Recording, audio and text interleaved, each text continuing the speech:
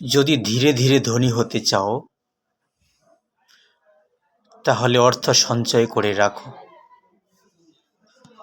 যদি তার চেয়েও দ্রুত ধনী হতে চাও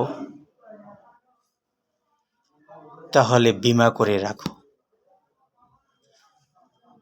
যদি তার চেয়েও দ্রুত ধনী হতে চাও তাহলে খাবারের ব্যবসা করো।